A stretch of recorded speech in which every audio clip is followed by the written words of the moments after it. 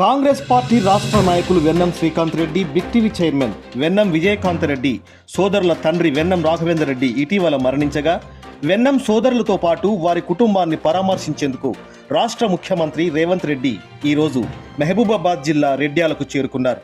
మధ్యాహ్నం 1:30 బేగంపేట విమానాశ్రయం నుండి హెలికాప్టర్లో నేరుగా రెడ్యాల గ్రామాన్ని చేరుకుని వెన్నం కుటుంబాన్ని పరామర్శించి దివంగత వెన్నం రాఘవేందర్ రెడ్డి చిత్రపటానికి నివాళులర్పించారు.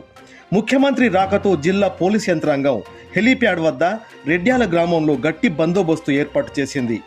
ముఖ్యమంత్రితో పాటు ఆయన వెంట రాష్ట్ర మంత్రులు ఉత్తమ్ కుమార్ రెడ్డి, పొంగులటి శ్రీనివాస్ రెడ్డి, దుద్దిల శ్రీధర్ బాబు, వేం నరేందర్ రెడ్డి, కొండా సురేఖ, ఎంపీ బలరాం నాయక్ మరియు జిల్లా కాంగ్రెస్ పార్టీ ముఖ్య నేతలు ఉన్నారు. పరామర్శ అనంతరం సీఎం ములుగు జిల్లాకు బయలుదేరారు.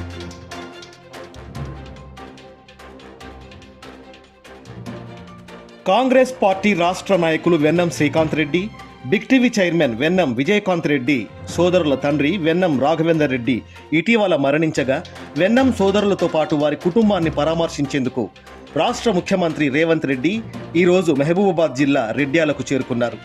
మధ్యాహ్నం 1:30 బేగంపేట విమానాశ్రయం నుండి హెలికాప్టర్లో నేరుగా రెడ్యాల గ్రామాన్ని చేరుకుని వెన్నం కుటుంబాన్ని పరామర్శించి దివంగత వెన్నం రాఘవేందర్ రెడ్డి చిత్రపటానికి నివాళులర్పించారు. ముఖ్యమంత్రి రాకతో జిల్లా పోలీస్ యంత్రాంగం హెలీప్యాడ్ వద్ద రెడ్యాల గ్రామంలో గట్టి బందోబస్తు ఏర్పాటు చేసింది.